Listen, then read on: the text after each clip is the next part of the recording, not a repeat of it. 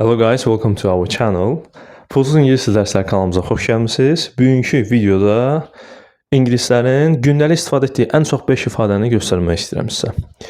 Cheers mate, sağ ol qardaş, yəni thank you əvəzinə onlar daha çox cheers mate-dən istifadə edirlər. Sounds good, uyğundur, razılaşıram. Yəni I agree with you əvəzinə sounds good, yəni mənə okeydir bu formada onlar daha çox deyirlər. Not my cup of tea, zövqümə görə deyil. Deyə bilərsiniz ki, she's a beautiful girl, o çox gözəl qızdır, but she's not my cup of tea, amma mənim zövqümdə olan biri deyil. Easy now, easy mate, easy boy. Yəni sakit ol qardaş, əsəbləşmə, yəni yavaş ol, o formada istifadə olunur. Suit yourself, necə istəyirsən özün bilərsən. Yəni nə istəyirsən onu da elə. Long time no see you mate. Yəni neçə vaxtdır səni görmürəm qardaş. Küçədə hər hansı bir dostunuzla rastlaşanda onlar deyirlər long time no see you mate, how are you? Necəsən? Neçə vaxt səni görmürəm. Çox sağ olun videonu izlədiyiniz üçün. Bəyənin, kanalımıza abunə olun və şortlarla da yaxında tanış olacaqsınız. Təşəkkürlər.